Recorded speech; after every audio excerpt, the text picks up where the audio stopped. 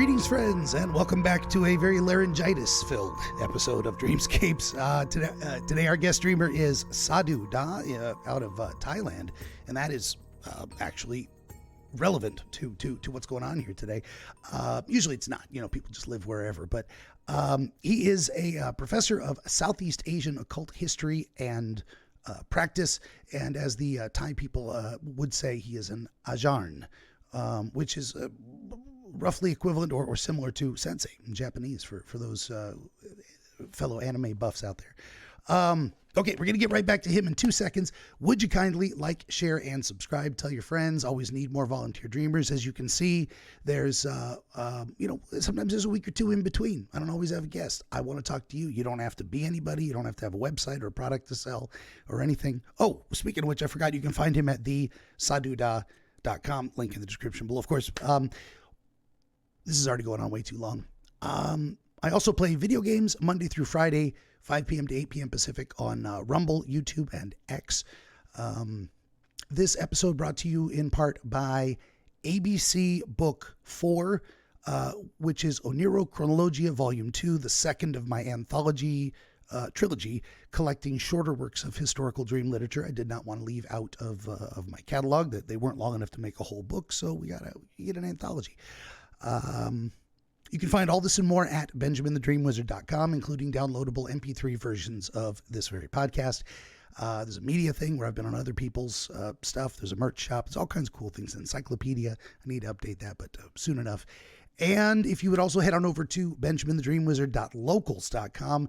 It's attached to my Rumble account. It's free to join, just building a community of dreamers there. That is probably the best place to reach out to me. Just join up for free and send me a message. So that is more than enough out of me. Back to Sadhu. Thank you for being here. Thanks for having me. Pleasure. Thanks for putting up with my raspy voice too. We were joking about it off. We always talk off camera before I get to, before we start the recording. And of course I tell people I do not record without permission. I do not release recordings without permission after we're done talking. So that's a very important thing for everyone out there to know. It's not the Jerry Springer show. I'm not looking to embarrass anybody. We're just trying to get good answers for you, and we'll protect your identity and any personal information you don't want recorded. So, I had a whole point and a tangent on that as we were talking beforehand. Man, it's gone. Oh, my voice, was that it? I don't know, because I was completely incapable of speaking last. We were talking about accents. That's what it was. I was doing bad impressions of Southern speaking folk, or something like that. I should do station ID, or what is it? I should do my own bumpers, or I've got this voice. It's not going to sound like me at all. Anyway, we're not here to talk about me. We're to talk about you. And part of what we got into beforehand is that not only are you, studying these topics, you are living in the region of the world where these occult practices originate. So we could just start there. I mean, maybe what brought you to that, or how did you get interested in it, or what does that entail? What you do? I mean, it's wide open for anything. Yeah. So, as far as, the origin story itself, it's been done to death. I've done that on, God, at this point, it's been 100 different, podcasts that I've been on, So I like to talk about what's more relevant in regards of what I'm doing now and what's going on with my life. Absolutely. So perfect example was, today, I went on about a 5.5-6 hour round trip, tour on the back of a motorbike where, so we have the equivalent of Uber here. It's called Grab, and also Bolt. And so what's really nice is you can get a motorbike, and a lot of times they don't have a helmet for you. And driving through the traffic here on the Thai roads, which is in the top 10 most dangerous roads in the world. So just keep that in mind. So it's always a fun adventure in and of itself. But I went to a temple, Wat Beng Pa, which is known for, it had this famous monk who was called the Tiger Pacifier monk. His name was Lumpo Pern. Lumpo, or LP, is a term that is similar in Catholicism to saint. Mm. And what the actual translation for Long Po is, it's like grandfather or like heavenly father is what it means.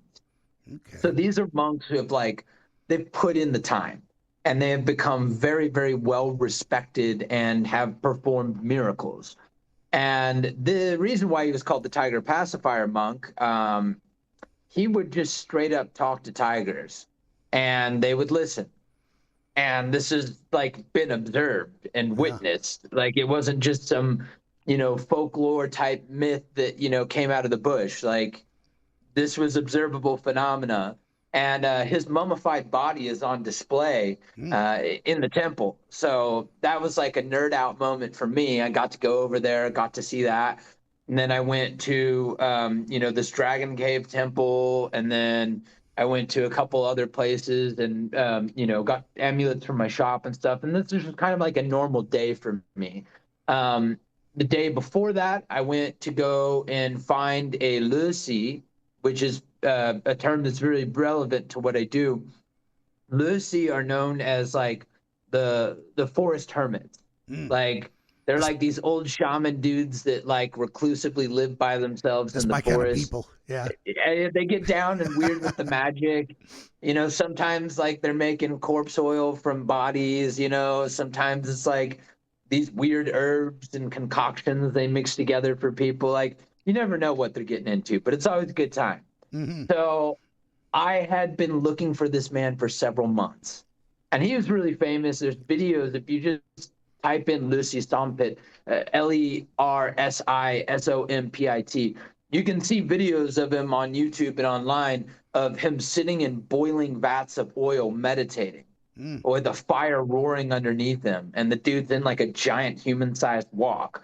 And he just meditates. So his clothes tatter and fall off of him, boiling from the heat. And he comes out unharmed. People cannot even come and stand close to the fire because it's so hot. So it's like the meditative power of this man. Well, I finally found his address. So Hmm. this happened yesterday. It's an exciting thing when you get a line on people like this. I go out there, and there's no online presence or anything like. I mean, these people, you have to go there and find them, and maybe you hit a jackpot, maybe it's bust. I get there and I can't find the house. I'm Mm. like, this has got to be where it is. So I start talking around. I'm like, find like the neighbors in the area, and I'm like, Yunai pu samnak lesi stompit. I'm asking like, do you know where the great grandfather is? Do you have, is he in this area? And they're like, oh, he had a heart attack a few months ago. And I'm like, Wow. so, and it was kind of sad in some regards because, I missed out on this opportunity to meet someone that I would consider like, a role model, a hero, and like, and what I practice, what I follow, what I search for. Yeah. And I just missed that window. And so what was, you know, take it for what it is as far as the story goes. But that night, I woke up in the middle of the night because there was a blinding light that stirred me from my sleep. I thought someone came into my room. Um, I don't have an explanation for it. I'm not trying to create a specific picture for you to believe, but I can just tell you the objective phenomena that I witnessed. And that was this blinding light. It seemed to have some sentience to it. There wasn't any sort of message or divine connection felt or anything like that. But I saw an actual blinding light in my room. And after a few minutes and a bit of confusion, it disappeared. Mm. I talked to one of my teachers about it, and he said, maybe you actually got to meet your master after all. I don't know.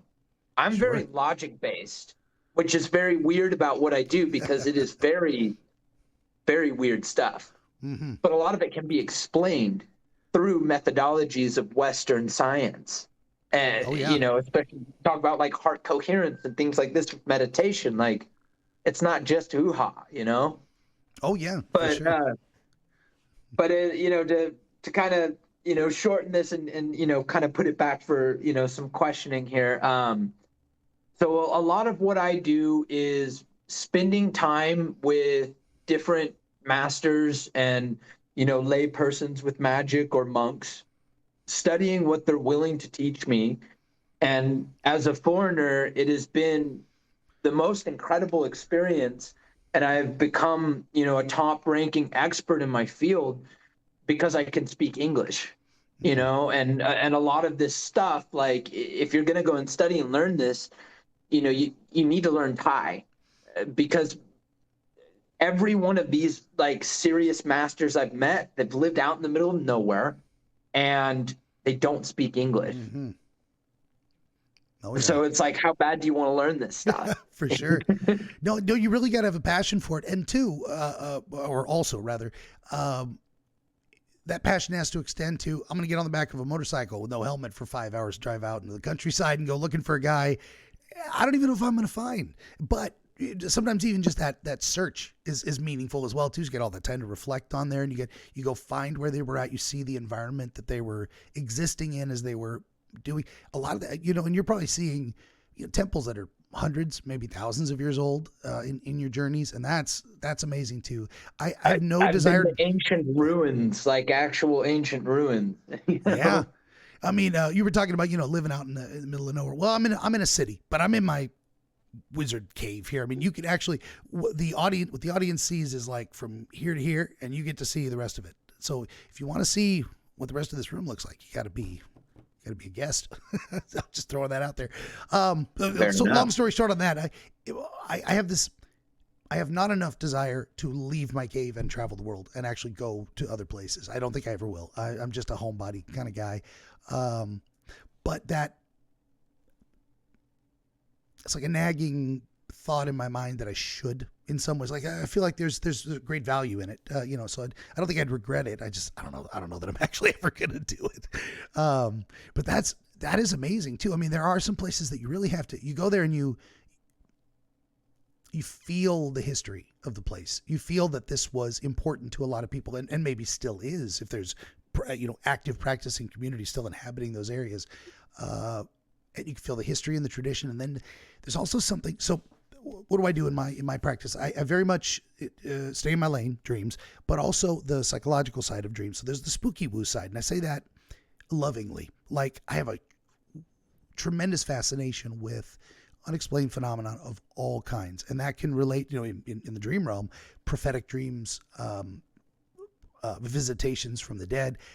I don't know how to tell you if a dream is or is not prophetic, or you were or were not visited, but I don't dismiss that as a possibility. I'm not specifically scientifically rational. Long story short on that one is you go to some of these places and there's a feel to the place that cannot be explained by just, I'm in a very old place. It's like, this is a place that's collected a lot of energy of some kind. You have to experience it. Oh yeah. And you get there like it's undeniable. And then you tell someone and they're like, oh sure, energy, whatever.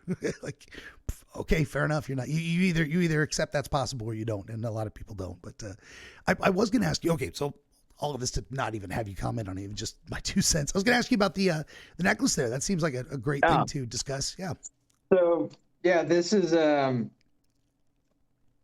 in Thai culture, they're very, very big on amulets. And it's a very big passion of mine. And I've learned how to make different types of amulets, and the ingredients vary wildly depending upon what you're actually making. So this necklace I have in storage in the US, about 1,000 that are like in my shop for sale. I have a bag of like several hundred right now that are going to get shipped and go. But I have like at least 50 or 60 that I personally keep and carry with me at all times. This is my Choklap and Sane necklace. And Choklap is like wealth and Sane is like charm. So perfect for someone like me who's always going out and meeting people. And then like I have a travel TV show with a network that I film for. So it's like the way I present myself, I want to come off in a certain way. And because I operate a business, I want to try to maximize the ability to generate business. This one has an actual scorpion in it. Oh, yeah. Nice. And then these two right here, they might be conflicting for some people. These are what we call paneng. Paneng means the buckle or the frontal part of the skull. So these came from actual people. They were not murdered for them, Sure. but they were ethically harvested. And that's an interesting question that I've had to answer for people before, because they're like, how do you ethically harvest a person's, skull? And it's like, okay, well, you have to first understand the culture is very different here. So they believe in a concept called tambun. Tambun is the art of making merit. Doing good things brings good things into your life. We can all agree to this to some degree, right? Thai people take it to a whole nother level. They also believe in reincarnation. So they believe that, okay, let's say your daughter was involved in, work of the night, if you will, and she got into a very violent situation and her life ended. And because of how news reports in Thailand, they name drop. They show pictures of the crimes. Like news is different over here. Wow. Somebody got shot in a robbery, like on the news, you're going to see the body. Like you will see it all. They don't censor it. No pixelation. So, yeah, there's no pixelation of it. So what ends up happening is you have, something called saving face, right? People don't want to lose face. And the best way to uphold the reputation of a family, of a name, if something like this is to occur, is you have to somehow create something beautiful from something tragic. And what is a better way to do that in the Thai culture than to respectfully take the remains of your daughter's body and turn it into amulets that will help people and will bring good things into their life, which will create good merit, good karma that will be shared with the soul of the deceased, who will then have a better incarnation when they reincarnate. Whether you believe it or not, this is the way that they practice. This is the way that they do things in the land.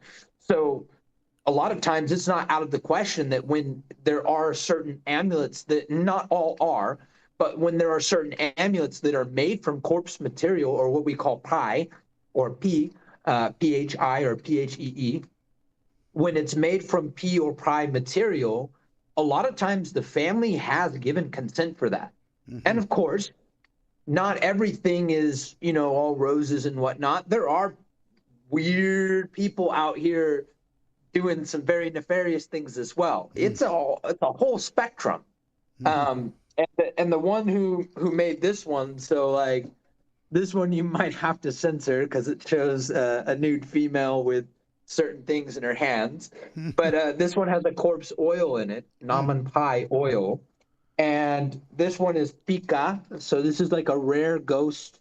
And she's often depicted with a bird, like an owl on one shoulder and a monkey on the other. And she's for fetching wealth. And then I have Pra Rahu.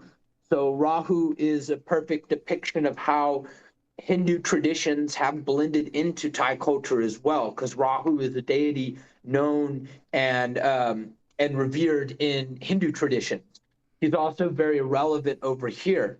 Same as we have Prapom. Prapom, the four cardinal direction wealth deity that you see outside of every major business establishment, is a aspect of Brahma. And then on this side, we have Kun Pen, the warrior general. And this is one of my favorites because, it's so Thai. Like it comes from a Ramakayan tale, about this powerful general. And, it's a bit of myth mixed with, real stories. So that's kind of the fun of it, because it's so exaggerated, but a lot of that actually did occur on some level historically. As I guess with a lot of mythos, right? But with Kun Pen, so he's known for Miamak, which means many wives. And anytime you go around Thai girls and they see you're wearing Kun Pen, they'll look at you and they'll just be like, oh, like Kun Pen, oh, they're like, oh, you're gonna steal my heart, like, and it's like a cute little cultural exchange, and it's just, I'm kind of rambling now off of the ambulance, No, but that's good. I'm I love passionate the about this. explanation of all of them. That's fantastic. Especially the idea, and this is what struck me out of all. I mean, all that's fascinating. I love this. I was okay. Pinning that for 2 seconds. Tangent. If you are aware of any resources you could direct me to about how Thai culture or Southeast Asian culture more broadly does dream interpretation, I want to get a hold of that stuff. I've been republishing older works, mostly Western, because I only read English. Well, I did translate a bunch of Latin and Greek, but that was a whole thing. Which I don't know if I want to do that again. I don't think I want to translate a whole Thai book, but I have no facility. Long story short, I would love to be directed on this. But talking about transforming tragedy into triumph. So there's the spooky woo, as I say, superstitious side of things, where it's very vague, and you say, well, if you wear this, and then there's an aura, and then there's basically magic happens and good things come to you when you have the amulet. But there's the strictly scientific, rationalist, skeptical side of things too, which still validate a lot of these cultural practices because of how they function. So if it's a society-wide phenomenon that you take tragedy and turn it into triumph, you take a person who died in a bad way, doing a bad thing, and then you try to, it is encouraged and accepted that a family can restore some of their honor, some of their face with by taking that person and then transforming it into good objects that then bring better luck or better fortune or and what does it mean? So we use words like luck and fortune, and there is an element of chaos magic in that, and like I'm really yin yang on the dividing line between dancing between the spooky woo and the scientific. I think they're both valid in their own ways, but from the purely psychological side, it's like what we believe and what we focus on is where our energy goes. And we say energy, but it means our actions follow our thoughts and our prayers and our wishes and desires. So if you have an amulet, you're containing the bone of a deceased person who has then been rehabilitated, and then your focus is on acting well in the world so that they share in your karma. There are practical, physical, scientific, positive social benefits to these practices that you don't have to believe in magic at all. You can leave that completely aside and say just following these cultural practices is better for the society you're living in. So that's, I'll stop there. Yeah. I mean, crime rates are drastically lower here in Thailand for being a developing country even as well, compared to, Western cultures such as like, Germany, US, Australia. Like, it's quite different the way things are. It's everything out here is about community, and it's about honor. And granted, like, obviously you have outliers. Like, we're not taken away from that. But as a general standard, people have kind of a flow of how they all collectively operate. Like, we have something called sanpakum. Sanpakum is everywhere, and you cannot walk down a street without seeing a dozen of them. And what they are is they look like little doll houses, and they have little figurines in them, and you'll see like little bowls of rice and like Fanta drinks and stuff on them, and candies. And what this is for is to appease the wandering lost ghost, so that they don't haunt other people, so that random tragedies and accidents don't befall individuals. They very much so integrate the supernatural with their everyday life, so much so that, like, your first thing is, okay, I'm sick, I go to the doctor. If the doctor cannot figure out what's wrong with me, time to go see the medicine man. So it's not to a point where people are like, oh, I'm like coughing up blood, like I need to go see the local Ajahn. It's like, no, you go to the hospital, you go get that checked out. But there's no explanation for it, and you're in seemingly good health, and they can't find out what's going on with you. Well, now we need to go and see what the Eastern side of things says. So, like, they are quite practical, and one of the weirder things for me is, like, I've had the ability to, through experiences I'm so grateful for, I've been able to test certain things. So I have a video I'll email you, after this, but I got to experience what they colloquially call the chop.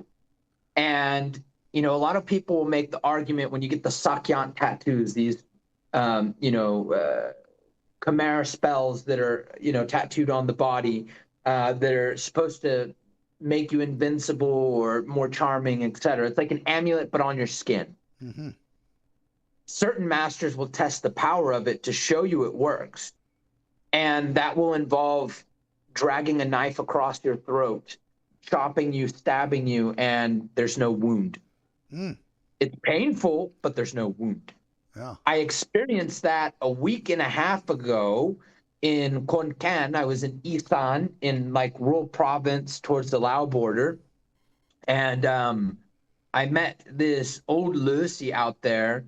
And, the funny thing was, I wasn't looking for that experience. I got invited to go to this ceremony, and I'm filming it. I'm making an episode for my show. I'm mingling with the people. I'm having a great time. There's Thai dancing. There's all kinds of just like really rich cultural experience happening right here now.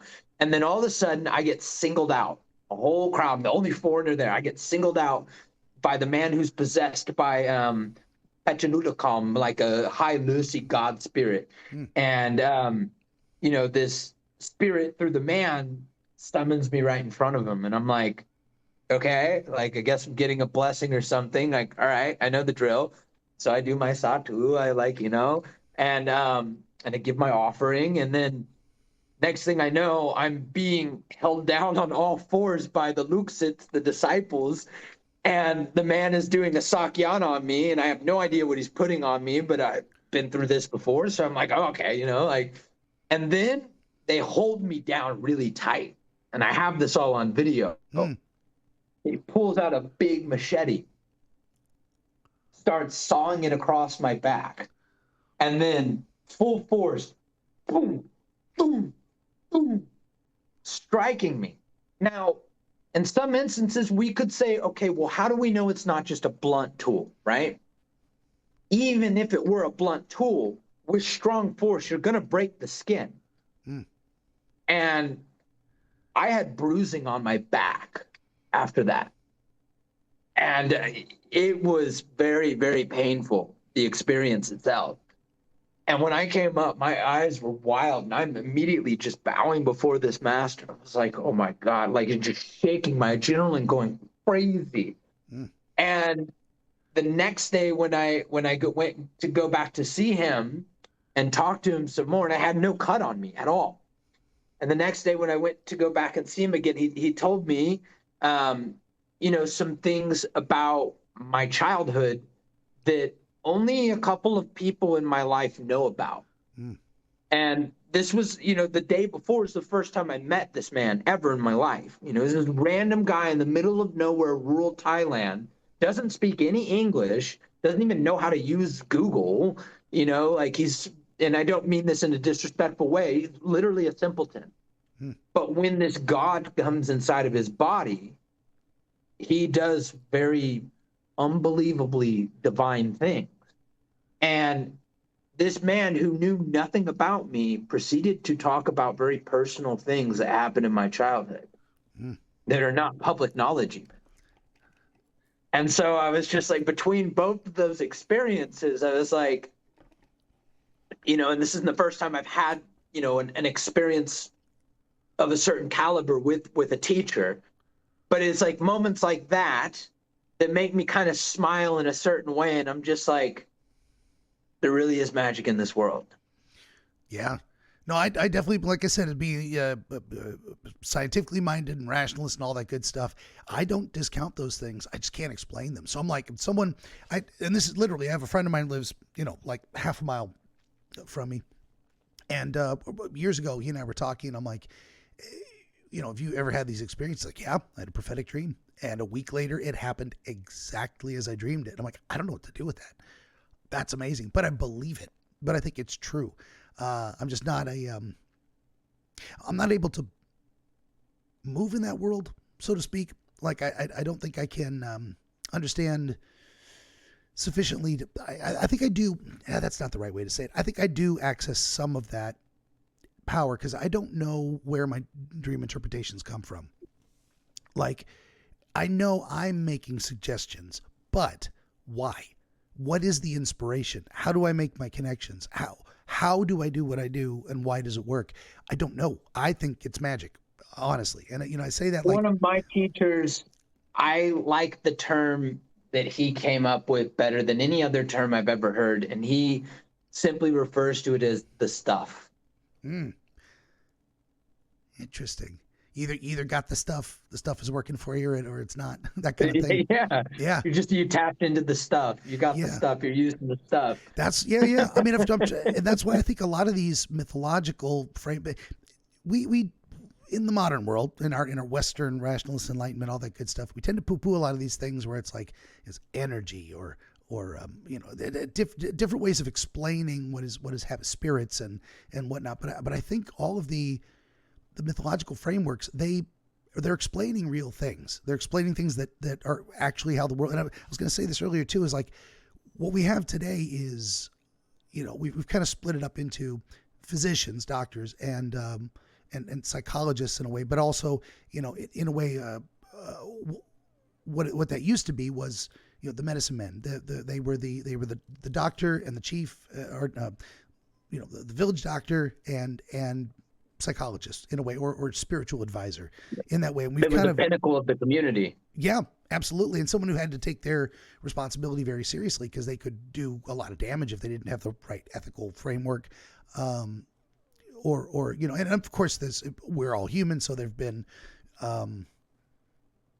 what am I trying to say? Untrustworthy or malicious practitioners in the past where it's like, okay, just because you're the medicine man doesn't mean you're a good person. You got to actually do good with what you've got. But and I've tried to. So why do I believe in magic? Because we've got the idea of a pyramid of knowledge, and this is what's you see it on our money, the pyramid, and then the all-seeing eye above it. You can build a foundation of knowledge that can take you to the peak, and then there's a gap, and then there is new insight, the eureka moment. There's an understanding.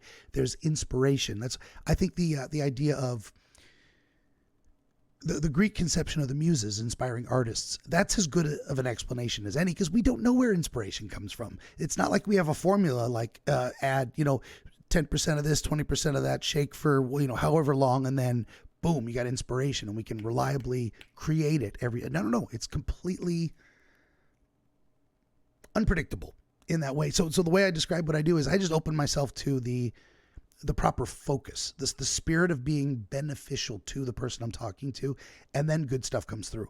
And I think a lot of it is it's our intention. Proper conduit. Yeah, and that's how I describe it too. It's like and I said off air, and I believe it. I don't hear the voice of God or spirits.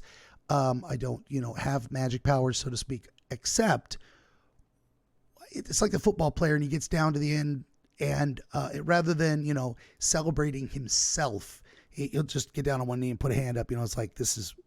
I didn't do this. This is something that happened through me. That's kind of the way I approach it. Now, is that real or delusional on my part? Who knows? That's what it feels like. That's what I think I do. So that's what's real to me as far as I can tell. And I'll stop. I'll explain a process for you that sure. That I'm sure you'll appreciate. So I was studying with Master Lek, and I lived with him for about a year. And I mean, this man was like hardcore when it came to like study. So when I became his disciple, if I didn't say the kata, the mantras, the prayers that like, and some of them are really long, like take 30 minutes to recite once. And if I would so much as butcher a pronunciation, he would smack the back of my head with a reed. It's like we have like this poem for making like the nomen, like the holy water, and he would just pelt me on the back of the head with it and make me start over. So, and he was drilling into me. It seems harsh, but like when you think about like old school masters and the way that they teach, it is very hard. but you also see how they became known as a master, right? Because they have a very strict discipline. They do things in a very specific way, but they can't always explain to you why it's done that way. It's just that's the way to do it. So he was teaching me the itipiso, and I was learning about snake charming. And so we went out to this cobra farm, and we got monoclid cobra, which, if you know anything about king cobra, monoclid cobra is more venomous than a king cobra. One bite, and they're native here in Thailand. So one bite, and I pictures of videos of this stuff I will send to you. Like, you can nerd out on it. So this monoclid cobra without antivenom, depending upon the amount of venom in the bite, will kill you within 10 minutes to an hour. Wow. That's your window of time. So it's pretty serious. And he decided that it was time for us to go play with cobras. Shit. So we go out to the cobra farm, and the first thing he tells me, he says, before we can charm the cobra, we have to eat the cobra. I was like, okay. So I drank the cobra blood and its kidney, and then I ate that and drank that raw. And I mean, diseases. and then we ate the actual cooked meat of the cobra, which I will say is the best meat I've ever had in my life. Quite chewy, a lot of bones, but really good with garlic. Wow. And after that, looks like we then Never mind. went and caught a cobra in the rice paddy. Okay. So after ingesting, then we go out and we catch a different cobra from the rice paddy. And then we keep it in the home by the altar in a little cage. And we have to go out and we have to make sankatan to the monk, which is like medicines and umbrella and like robe and stuff like that for the monk, because the monks cannot buy these things. They have to be given to them. And in return, what the monk does is he says specific prayers and blessings. And what you do in this instance, so this isn't like for everything, but in our specific situation, we transform the merit that was given to us for the snake that we killed, because the snake's god does not show favor on us. The naga, the payanak, does not show favor on us because we slayed one of its students, one of its children, the cobra. And so in return for doing all of that, then we're able to say the special kata and then handle the cobra and it won't bite us. So I had this aha moment when we were doing the ritual where we like put the snake around our neck, and it was like the symbology of it. I was like, oh my God, this is attuning with Shiva. This is akin to Shivite ritual work. That's what this is all about. Like, they're not directly saying that, but like you make the correlation. That's what this is here. Oh my God. And then I was like thinking about it. I was like, well, why do we have to ingest the snake if that's a sin? But then we need to have the snake ingested so that we can do the snake charmers, because rapport, DNA rapport, and getting in rapport with the snake itself. And it was like I had all these connection moments where I was like, oh my God, like they can't explain this because it was never explained to them, but they know the practice, they know the process to get the result. They just don't know how to tell you and decipher why they're able to get that result because they do these steps. But someone who comes from a Western background and has studied things from a Western side of it, I've been able to immerse myself in the Eastern traditions and kind of bridge together some things and say, oh, that's why you're letting the monk spit in your face. Oh, I get it. Concentrated chi from a source point of meridians. Ah, it makes sense. It's not just this gross, weird thing this old monk did to me. Like, yeah, you know what I mean? Definitely. Like, and as much as we in our West, from our Western framework, are like, I don't want to be spit on. That's nasty. And then we would, probably most of us avoid that. But then when you realize that, a lot of these things are done, they have a completely different meaning in a different culture. So a lot of us don't want to be spit on. Number one, because we feel bodily fluids gross. Fair enough. A lot of them are. But also, in the West, it is intentional disrespect. You spit on people that you want to tell, I don't like you. I think you're less than me. I want to insult you. But then it's a completely different meaning in Thailand for sure, where they're like, okay, this is a blessing of a kind. I'm giving you something, a gift, so that it can change completely. The experience of it. Absolutely, and they have something that's called lukom. Lukom. There's many different ways they're made, but they're usually like these spherical little balls that are compressed from different herbs. And you'll have some types that are made where a monk will chew something very similar to betel nut mixed with different herbs that are all known to have specific medicinal and spiritual properties of their own. And he'll chew this over a long period of time and will chant very specific prayers while chewing it. And then the end result, he ends up creating this compacted kind of little, mass that'll roll into a ball. And if you're so fortunate enough and you curry favor with this monk, he just might gift you one of those lukom that might have taken him 6 months to create. Mm. And people pay top dollar for those type of things too. But, it's like you're saying, and like the Western connection is like, why would I want something some old man chewed up and spit on for several months? Why would I want to touch that? But over here is a very, very different meaning. Mm. For sure. Yeah. And I think there's even, but then to draw a comparison, say, between Western practices, we might even say, if most of us are Christian, like, I don't know that a lot of those practitioners can fully explain what a lot of the rituals mean.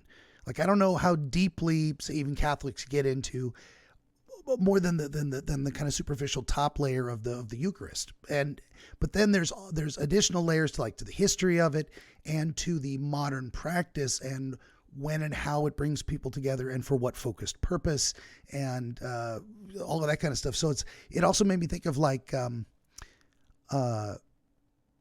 we in the West definitely want explanations. We want to know. If I can't explain it, it's not real. But then again, we can't quite dismiss phenomenon where it's like, well, it seems to work, even if we don't know why.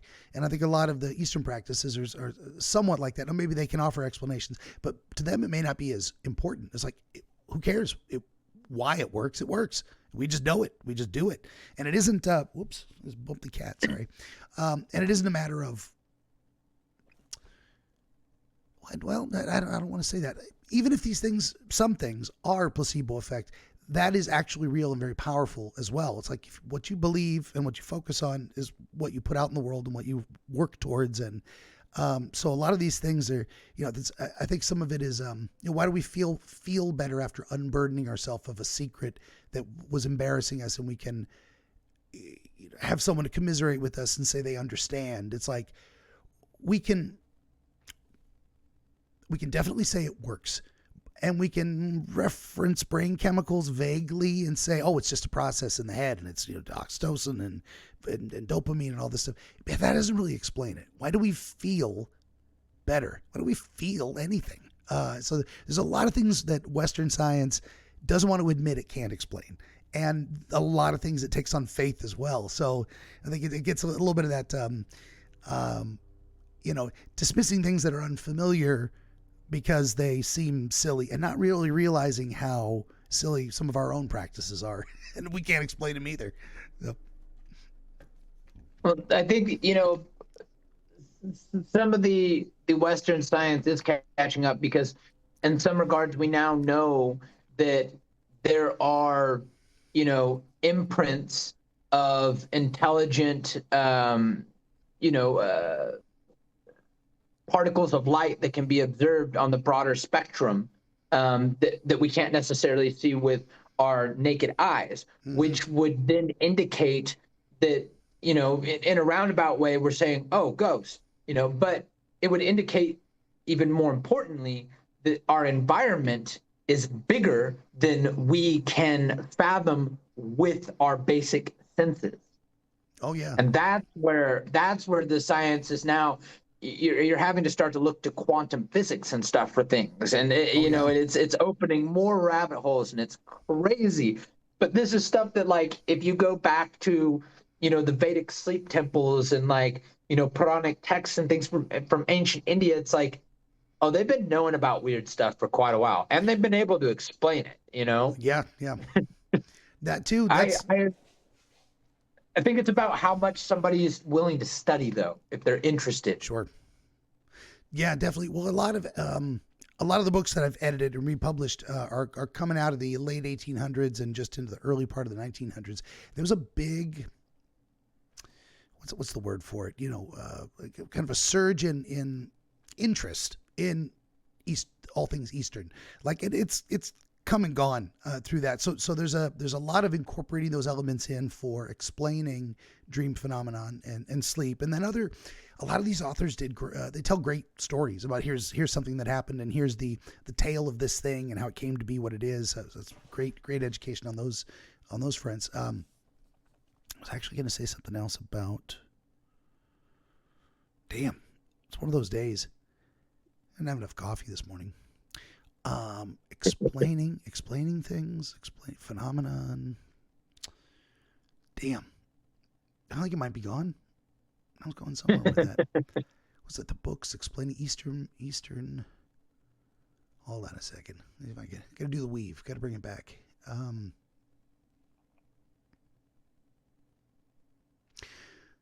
Studying Western phenomenon.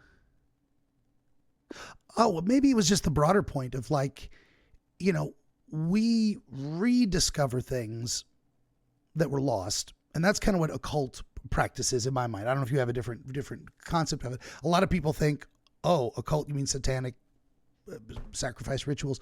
Well, no. It simply means the hidden, Yeah. something that's hidden. And something that's hidden doesn't necessarily mean that it's purposely, not being shown. It can be something that was lost, like you're saying, and has been found again. And it's not even that it went somewhere and disappeared. It's just, perfect example would be like, you have some practices that belong to, these Lucy, that are strictly oral tradition. Yeah. And you're relying on generation after generation to not only pass down and continue passing down that knowledge, but to accurately pass it down.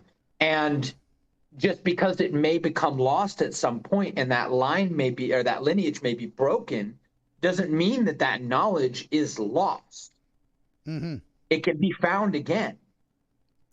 Yeah, I think that was part of where I was going, and that's a great way to tie it into the idea that, let's say, for generations, people pass down this wisdom, and then at some point someone decides, I'm going to write all this down, but then the tradition gets lost. It doesn't actually carry forward. There's no more practitioners. And then 100 years after that, someone finds that book, and now they're describing what was happening, but only so much as to give people an idea of what it was, and maybe even to describe some of the actual practices or say recipes of making the amulets or whatnot. But it's not going to capture the whole thing, and it may not even capture the explanation that comes with the experience of a thing that in a way can't be put into words. So we get into these things where we look at it and go, well, this sounds far-fetched and silly, and who would believe that? And it's like, well, they did for hundreds of years, and it just kind of died out. And then now we're trying to reconstruct it or explain it from this twice removed type of perspective. So that can be very frustrating. And then it gives people, I think, the wrong impression of some of this stuff, where it's like, because it sounds to certain people as if it's poorly explained and likely, what am I trying to say? There's a dismissive way people refer to that kind of stuff, but it's the word's not coming to me. I think you get what I'm saying. I do. Yeah. I've had, these weird experiences where, the way people were so dismissive of what was going on baffled me even more, because I was the only one that was having the reaction. So, for example, Lumpokak is like my grand crew. Like he was my master's teacher, and he passed away 7 years ago. And so every year they do what's called a Y crew, which is a celebration of a teacher. And every different like master will have a Y crew. It's like a birthday, you know, they have it on a specific day of the year. It's not just like one day is the day of Y crew for every, you know, master. The master will decide their own Y crew for whatever reasons they do. And we were doing Lumpokak's Y crew posthumously. And I knew that we were honoring his spirit. I knew that this was a powerful monk. He was one of the most famous of the modern century. You know, the rap sheet of history on this monk, I was like, I'm so proud to be part of that lineage. Because the dude was just like incredible, incredible man. But during the ceremony, Lumpokak loved to smoke. He loved to smoke cigarettes. Monks aren't supposed to smoke, by the way. But this dude was such a badass that in the middle of the ceremony, in a temple where it's a big, big no-no for smoking, he would just straight up light a cigarette in the middle of the ceremony and smoke and ash on the temple floor, and nobody would say a word to him. He was Lumpokak. Like that's like the level of status he had. So we light cigarettes for him. And the first weird thing was they were lit. I like turned for just like a second and then looked back, and I had to do a double take because the cigarettes were like butts already. I was like, okay, maybe displacement of time. What, like, this can be explained. That's odd, but like not necessarily something that can't be explained. And then Lumpokak's favorite chair started rattling on the floor. There's no strings or nothing. Like there's nobody over there. It's not the fan. It just starts violently shaking back and forth, rocking on the floor. And I turn over to my teacher, and I'm just like, dude, like what? And he's like, yeah, Lumpokak here. Well, we call him. What you think? He come. We call him. He come. And I'm like, bro, like, and nobody else batted an eye. Nobody in the room was, you know, having the reaction I was having. It was just normal for them. Wow. Yeah.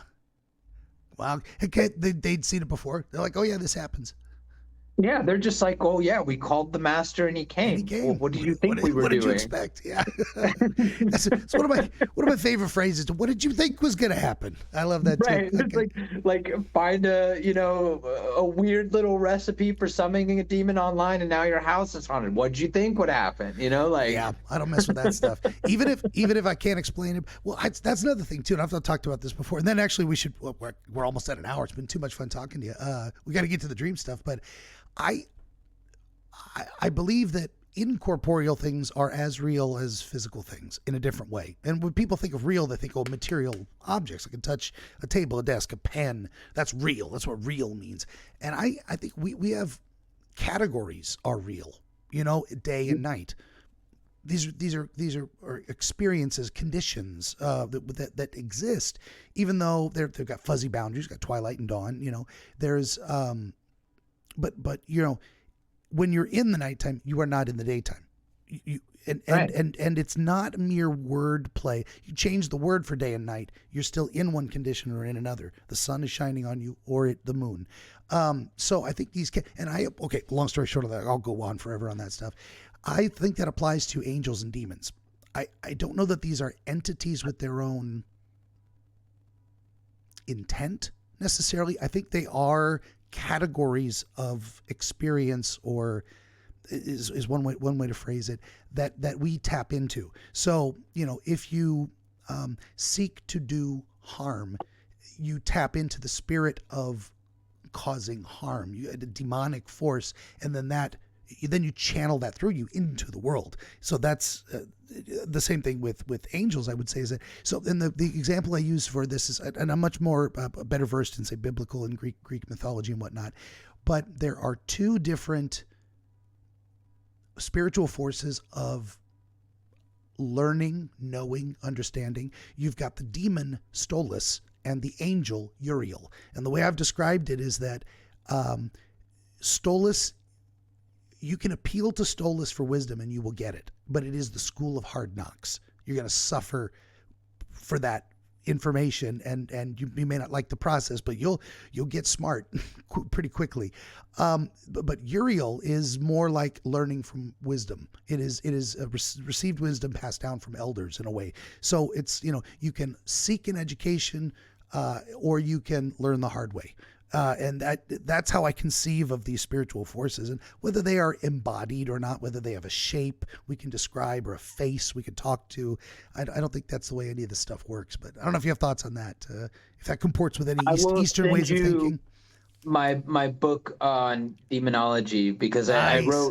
I wrote a book called Demonology for the Modern Age, and I describe these dimensions of existence, these type of entities, the different classifications, how the staging of haunting works, etc., like down to a science. And I explain it in Western science terms, and I blend it with the Eastern esoteric traditions. And I had to make it as like a compendium of sorts, as a reference guide, because I have students, and I am very much so an exorcist, and I have worked many different cases. We're in the thousands now. Wow. I have a colleague that I work with as well, and I've traveled all over the world to go help people. And, the stuff is very real. As far as what all is going on, I mean, we could split hairs on that all day long. I'll just send you a copy of the book. Nice. But nice. Yeah, that's definitely my territory. Well, that's very cool. Well, okay, two quick things and we'll get to the dream, I swear. But one is I hope to someday soon, when I get back to the whole writing thing, release a book, Wizard's Guide to Angels and Demons. And it'll be more of a almost encyclopedic thing of like I explained Stolas and Uriel, like the balance of opposite forces and whatnot. But I think of I'm always trying to find better ways to explain things. So in a way, going to see a psychologist is a participation in a self-exorcism in a way. And what I mean by that is that you are acting in the world in a way that is not making you happy, successful, etc. You've got things in you that you have allowed to be there, that got put there against your will, and you're going to see someone to, in a way, open your mouth and let the bad spirits out and find a better way to embrace others. So you're trying to swap out that energy for negative or harmful habits and thoughts for better ways of existing in the world. You're trying to exorcise the demons and bring in the angels to improve. And but again, it's in a very, it's a weak analogy in a way, because it's not quite the same, but I like drawing those parallels so that people understand, like, if going to a psychologist is valid, then these other methods have validity too, and they're more specific. They just conceive of things a little differently and have different methods for achieving those ends. But I think it functions very similarly in a lot of ways. It's my 2 cents. I don't know if you wanted a final thought on that. I mean, I like, the versatility of words and how we hear certain words and they immediately evoke certain, thoughts and feelings in our bodies. Mm-hmm. So I use like demon as a term for simplicity. But if you ask me like what my actual definition of a demon is, it is a quasi-physical, malevolent, non-human entity. That's what I call them. Sure. But that's such a mouthful. Right. So just saying, oh yeah, it's a demon, right? It's an easier way to bridge, and then when you're working with someone, you can kind of steer them more towards, understanding further. But for simplicity's sake, yeah, it's better to just use certain terms. And like what you were talking about, as far as like it is an exorcism of sorts in the psychological sense, with therapy and whatnot. Absolutely, I agree. I would even go as far as to say I think using the term like a soul retrieval, a Native American soul retrieval, would be more fitting for that terminology. But it's all about the terms we use for understanding, right? Oh yeah, and then part of the practice of psychology is also trying to find the words, analogies, methods that work best for an individual person. Because you and I might have one kind of connection, and then me and somebody else completely different. And you understand things from a particular perspective, so I need to speak to that as much as I can to get you where we're going. So speaking of where we're going, maybe I've kept you talking for like an hour already. Dreams. I know, dreams. Let's do the thing. I'm ready if you are. And so as per my usual process, I just shut up and listen. Our friend tells me the dream, and then we figure it out together. So I'm ready when you are. I'm going to write down this time. It is 1 hour. Benjamin the Dream Wizard wants to help you pierce the veil of night and shine the light of understanding upon the mystery of dreams. Every episode of his Dreamscapes program features real dreamers gifted with rare insight into their nocturnal visions. New Dreamscapes episodes appear every week on YouTube, Rumble, Odyssey, and other video hosting platforms, as well as free audiobooks exploring the psychological principles which inform our dream experience, and much, much more. To join the wizard as a guest, reach out across more than a dozen social media platforms and through the contact page at benjaminthedreamwizard.com, where you will also find the wizard's growing catalog of historical dream literature available on Amazon, documenting the wisdom and wonder of exploration into the world of dreams over the past 2,000 years. That's Benjamin the Dream Wizard on YouTube and at benjaminthedreamwizard.com.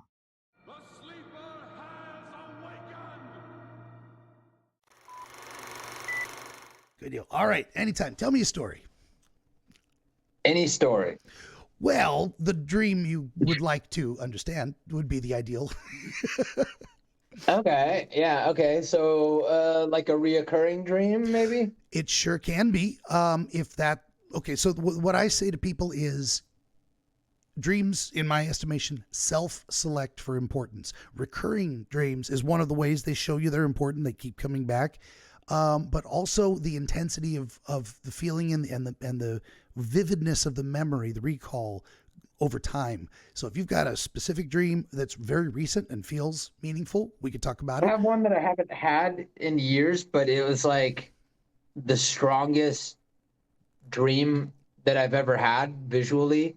And it's stayed with me. I've had the same dream 3 times in my life. Oh.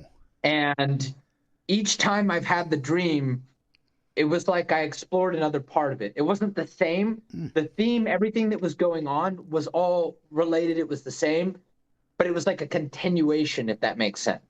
Sure. And I've only been there 3 times. For sure.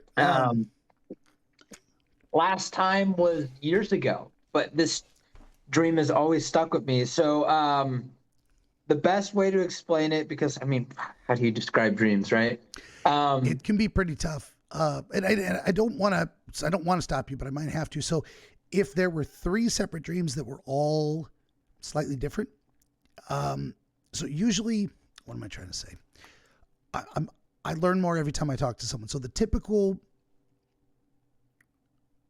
reoccurring dream is the same, at least in formula. There can be variety of elements. It is a less typical phenomenon that a dream would reoccur technically, but that maybe you start in the same place and then you go somewhere different. So it's actually a different dream. Yeah, that's what I mean. Yeah. Now, I've had dreams expressed to me. I talked to one person who, and this is a known phenomenon as well, reported by a lot of people.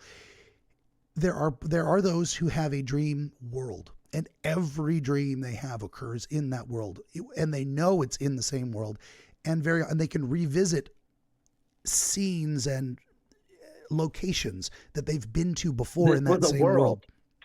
It was the world I went to. This is more of your experience. Is this more of like the world of your dreams? So this is like a specific place that I've only been to 3 times.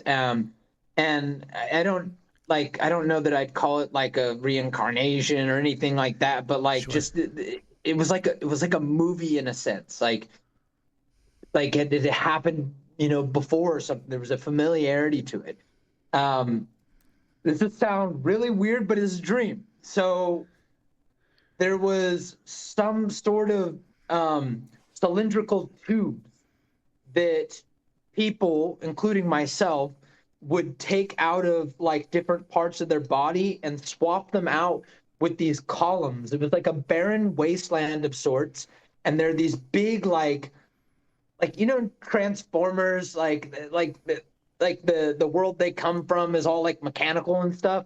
So it's like this barren like landscape, but there were these weird mechanical columns like throughout the world, and most of them were stripped dry.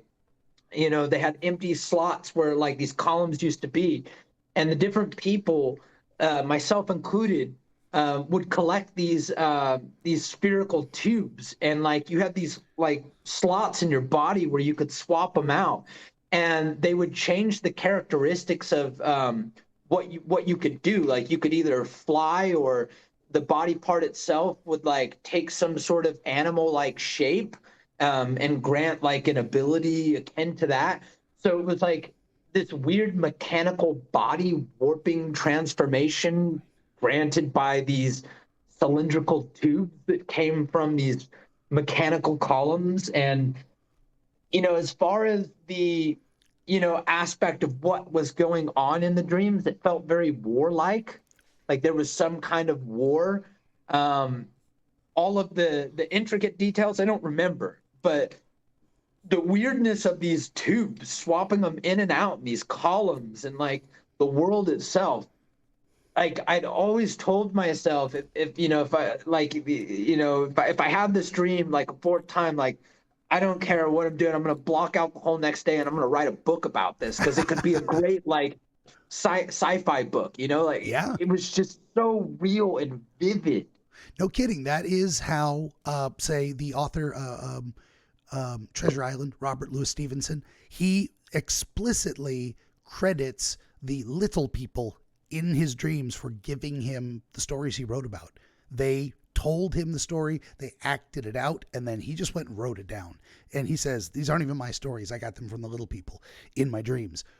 I believe him. I mean, even if that's just his experience, his own hallucination of the thing is, oh, my imagination comes to me through little people visions in my dreams. But he believed they were real. Fair enough. I think it's 6-1. And why not? The story Treasure Island exists. However it got there, that's real. That happened. So, it was the result of that experience. Long story short on that too. So I love being challenged. This is great. I'm conceptualizing new ways. So I'm well familiar with reoccurring dreams, and typically they are very similar beat for beat with slight variations sometimes, and usually the variation indicates some current event that is influencing that particular experience of that reoccurring dream. What happens with those? So if we analyzed a series of recurring dreams, and I've had people that have them once a month, twice a month, and if we isolate one and talk about it, and then extrapolate to the others to see how they're similar, one of two things happen. Either the dreams stop completely because you don't need them anymore. You understand it now. Or the nature of the dream changes. And the example I give is, I talked to one guy who had the same recurring dream. He's moving through a house and he gets to the backyard and he wants to continue forward, and there's these shadow people. And as he tries to push past them, they beat the hell out of him. And that happened over and over and over again. Then he and I talked about it. He got back to me a few days later and said, this time in my dream, I did not try to push past them. I stopped and talked to them. And they said they were looking out for me. They said I wasn't ready to go down that path. So they stopped me for my own good. And they didn't attack me, and we had a great conversation. And then I woke up and I'm like, that's how we hit something. Like if the dream kept coming, progress. That's progress. If the dream kept coming back in exactly the same format, we didn't understand it. Whatever answer we got was not relevant. So yeah, they either stop or they change. Now for you, we're combining a little bit of that second one where it changes. You are experiencing these similar dreams, but then they take a different direction at different points. So they are changing. So I think you're getting something from them that allows you to, when you return, you don't have to repeat something because you get it. Now you're able to go in a different direction. So your own self-analysis, your own spiritual practice seems to be giving you some kind of insight that allows you to change the nature of your own recurring dreams to make progress. And then the fact that you haven't had them in a while means either the situation that was causing them has fundamentally changed in some way. I'm being vague here, but trying to give an idea. Or the triggering event hasn't happened in a while, so you don't need to revisit it. Because what happens with a lot of recurring dreams is they encapsulate and crystallize, I say, a particular kind of concept. What's a good example? I had one, but it's a dream symbols unique to individuals will often crystallize into I call it crystallizing a concept into something. It's crystallized because it takes on a definite shape, and it's crystal. It's rock hard. It doesn't change. This is now how you understand the thing. This is the person from your past that embodies a specific concept. So you see their face and form in your dream when you think of that concept. That's crystallizing an idea. So all of this to say, what you gave me were broad strokes that seem to come back in every dream, or the existence of that world and the cylinders and swapping them in and out, that stays the same, and then other experiences change? That stays the same. So like in the last one, it was like where I got the impression of like there's some kind of war happening. And like, that was where I felt like, okay, like, so all of this has some sort of, relation to like us as a whole, like, in the dream world, like, fighting to survive, and some sort of element like there, it felt like there was a war that had happened or was happening.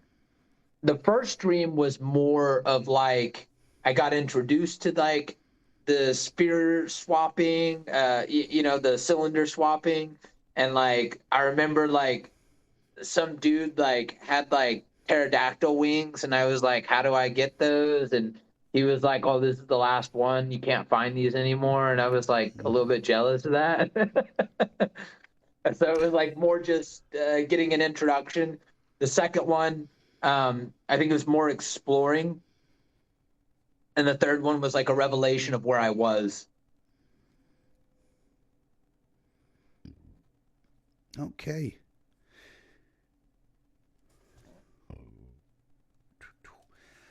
So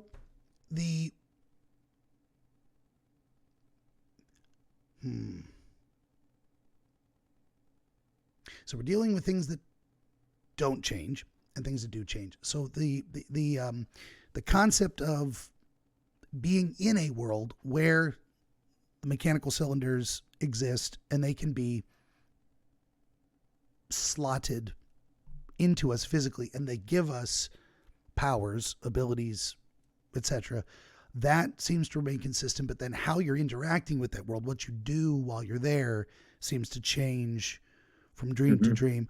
And it's a very natural sequence. I mean, you've told in some ways a 3-act story is like, well, not quite, but in the idea of introduction to the world, here's how it works, exploring in the world, let's look around, what is it made of? And then the third one is this realization that these resources maybe are scarce, or that there's some kind of conflict going on. There's a war of some kind,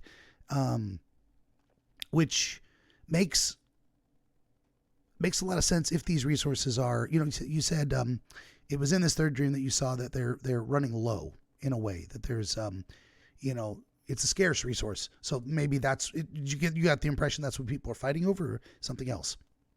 I don't know that that's what people were fighting over, because it seemed like the impression that I got was everyone had the cylinders that they needed, and there was some sort of unknown threat. Okay. And I kind of felt like in that experience of like realizing there was like a war, and the reason why I says like feel like a war had happened or like was happening was because nobody was fighting. There was nobody fighting, but there was also really not many people around. And like when people died, nobody took their cylinders. I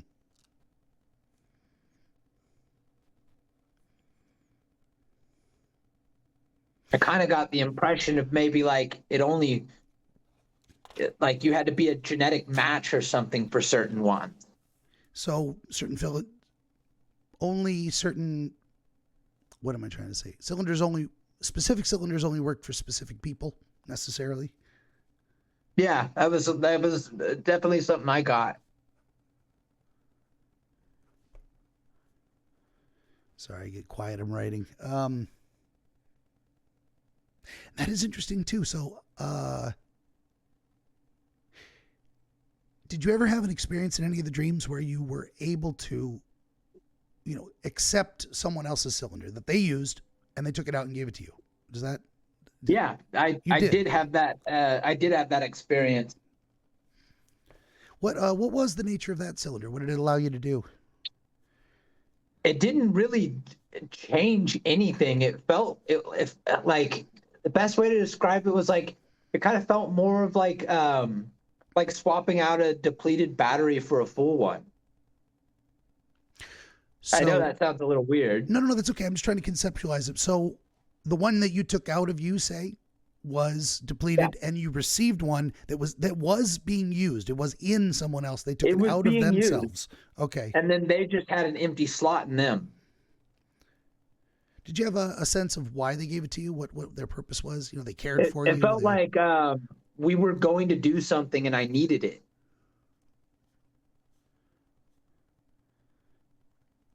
Okay.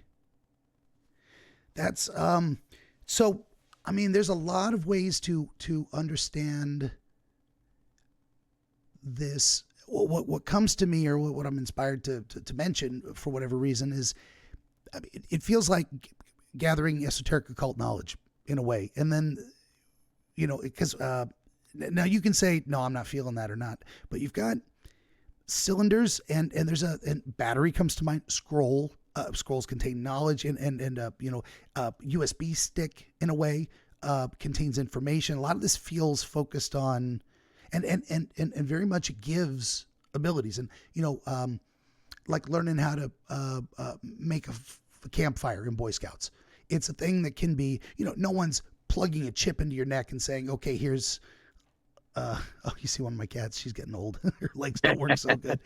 But they can communicate that information to you. And once you've received it, now it's in you. And now you can produce the effect that the information allowed you to produce. So if I just stop there, and are we on the right track in a way? I mean, I feel like it's plausible because I had these 3 dreams in my early 20s.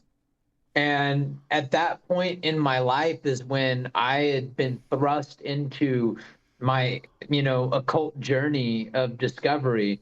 That was when I was, a baby in it. I was really just kind of getting into all of it.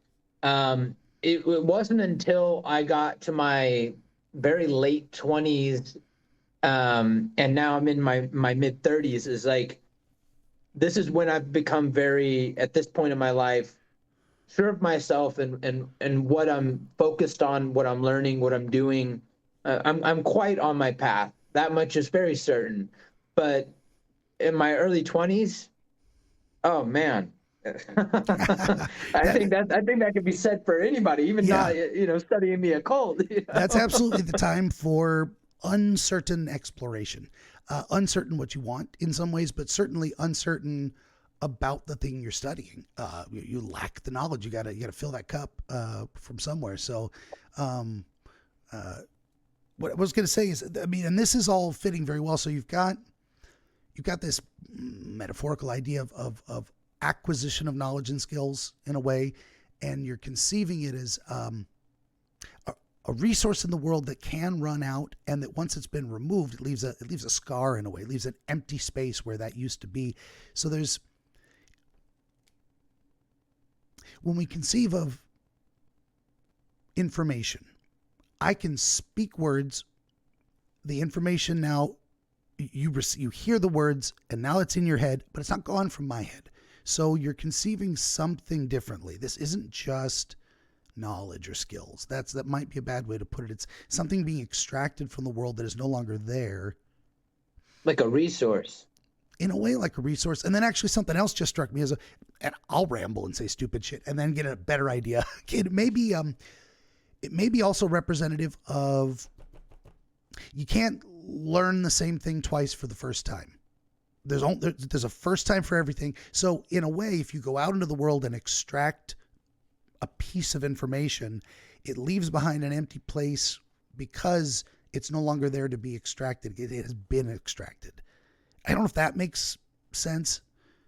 I'm picking up what you're putting down. Yeah. And I don't want you to just follow me because I don't know, I don't have a better idea, but sometimes you got to really feel it. But that might be something along the lines of where we're going here. It just makes sense to me too, because you can't, like I said, there's a first time for everything, and there's only once. You can only do something for the first time once.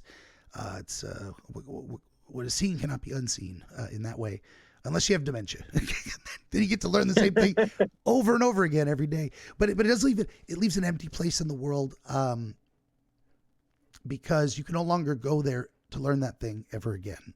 It is gone. The learning of the experience of learning for the first time is gone. And so I'm trying to tie that into the idea of the war going on. But you got the impression that war is not over the cylinders.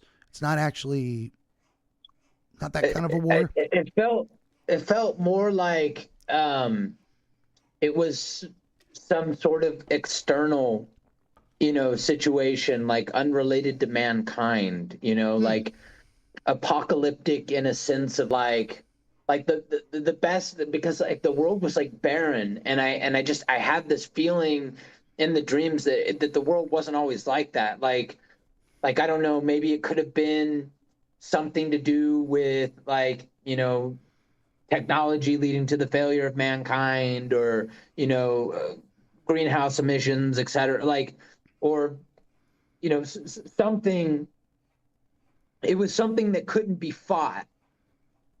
It was something that couldn't be stopped. Okay. If I just follow kind of my own thoughts for a moment as I'm trying to tease out what I was relating to, there's if you eat a pie, don't eat the whole pie. Probably not a good idea, but once in a while you got to eat whole pie. I'm not your father. You do what you want. But there is or the famous expression, having their cake and eating it too. There's a certain, it's like coming home from Disneyland. There's the end of the experience, and you had the experience. You ate the pie, but the pie's gone now. It has been eaten, and there's a certain apocalyptic nature to that kind of a thing, a certain catastrophe to it, in a way of like it is the end of the experience. It's like a death. It's the death of the period of time where the great, wonderful thing, the learning, the eating, the ingesting had taken place. Just rambling here to try and fill out my thoughts. So I wrote down, like a technological hubris or a climate catastrophe type of feel to it, where things are,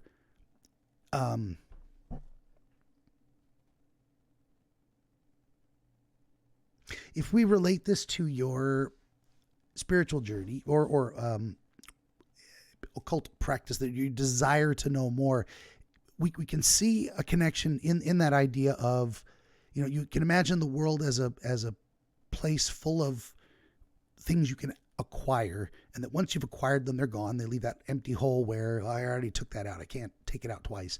And you can put them in you. That's why I'm leaning towards this informational side of things, because you've got these, it gives you powers to do X, Y, Z, and flight isn't flight necessarily. I don't think you believe, if I find a mechanical rod, I can stick it in my brain and I can fly. I mean, that's not exactly what the dreams, is saying. It's more analogous, but so in the first one, you're kind of introduced to this concept, or this way of imagining or understanding the process. Then you go out and explore in the second dream. Then in the third dream, you're finding that there's something external to this. That there's a world, and world's ending is can mean a lot of different things. Close the door and open a window type of thing. I mean, the end of something is also the beginning of something else. And we can lament that it's the end of it, but now we're beginning something else. So there's, and the The analogy also to driving home from Disneyland, that kind of thing, like that experience, you're now entering a world where you're leaving one world, the world of I'm at Disneyland having fun, and you're now entering a new world. So you can mourn that world as having died, that the experience ended. I think I'm gonna stop there for a second and just let you, if you got your own inspirations to contribute, if that's Cause in a sense, I feel like when I was, perceiving the state of the world around me, it was like I had this realization, and it felt like everyone else realized it with me, like in the same time, which is weird because I was the one who was just realizing the state of the world, and everyone else in this experience is already aware of it, like I'm the new guy, right? But it was like when I realized the state of the world, it was like the cylinders, they had no more value. They were simply part of the experience. They were part of the world, of the overall structure of everything, but they didn't really have any, like, the purpose of whatever they originally were meant for was pointless because the world was destroyed. Gotcha. Where do we go with that? I wrote down, it's another thought occurred to me, is that, lamenting, coming to the end of a specific journey or experience, and then the idea struck me that, the death, seeing your own death in a dream is not a death wish. It's not typically, unless you're actually suicidal in real life, but it's not a death with, and it's not propheticness. It's not like you're saying you're going to die. We experience a lot of little deaths every time we give up an idea that doesn't work anymore. And sometimes we go through experiences, good and bad. We come out the other side a different person. The person that we used to be is dead. So death and apocalypse, very, very often related to new beginnings. But I'm trying to build on what you're specifically. Well, I keep elbowing the cat. She doesn't have to sleep on my armrest, but she does. Like, I just have this towel here. Cats will be cats, man. She gonna do her thing. At least they're not on my head. I got a black cat. If he wakes up, he's over right. He's right there. If he wakes up, he will get on my shoulder and put his face right here, and I won't be able to talk to the microphone. And he just wants to rub on me. I can't blame him. I want him to rub on me. I like that. But yeah, he likes to boop noses. I've never had a cat that's that loving. That's anyway. That's all off topic. So. My this is probably wrong, but it might get us where we're going. So it wasn't specifically related to running out of cylinders. Like it wasn't a war related to those things at all necessarily. So it wasn't one narrative counterfactual. If this was about lamenting hitting a wall in your research, I could see that being an explanation where. In the beginning, it's an unlimited possibility. In the continuation, you're doing the exploration and acquisition, and then you get to the third part where, oh no, the cylinders are running out. I'm coming to the end of new things I can learn that excite me, and new skills and abilities. But it seems like we would need a connection between the war or the apocalypse and the information running out, which it doesn't seem to be. It seems to be some other thing that's going on. I guess at some point we have to start, and you did a little bit. You started telling me, well, I had these dreams in my mid-20s, then they stopped. Now I'm in my mid-30s. Mm-hmm. And the way you talked about that or described it was what made me think of that connection of like information acquisition, then lamenting or mourning that at some point you'd run out of new things to learn, but it doesn't seem to be that at all. Well, I kind of took a pivot in my life. So okay. in that period of time, and I'm okay with talking about this because, that information is out there and like, it's not me anymore. So like, I'm totally cool with it. But I don't know if you're familiar with a man named E.A. Koetting and the Become a Living God Network. No, never heard of that before. So that's like deep, esoteric, like fringe black magic stuff.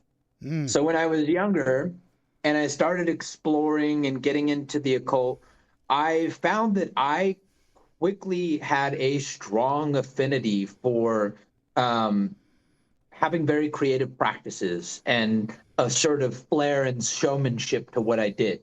And even before I became somebody that is, quite good at what I do, when I was still like, a little neophyte, if you will, I had admiration. I had followers. I had people that were like, I'm a baby in this. And there were people who'd been in the game for a long time that were looking at me with respect. And I was just kind of like, oh, hi. And I kind of got off the rails a bit. And that's when I met Yang and Timothy Donahue and all these guys. And I got involved with practices that led me down a dark road and had a negative effect on my mental health and got me into some not so fun situations. And at some point I realized, this is not me. What am I doing? Who am I trying to be, right? And then I reinvested myself back into the Thai esoteric stuff. And I started to turn around, not necessarily as a redeem my character type thing, but like I kind of realized I was being someone that I wasn't, and I was being encouraged along that by people that were supporting me in what I was doing. And I became famous in that field. And it just kind of felt like that's who I needed to be because everyone wanted me to be that. But then I got out of that and I started to do what I wanted to do. I got in a rut. I was stuck working in the medical field and nursing. I wasn't happy. I hated my life. I did the opposite of what I do now. Is I'm a nomad by heart, man. I'm always traveling. I love the life I live. I could not stay still. I was doing the Susie homemaker lifestyle. Like, I had a fiance and had a full-time job and for me personally, I'm not saying this is a bad thing, but for me, it was my version of hell.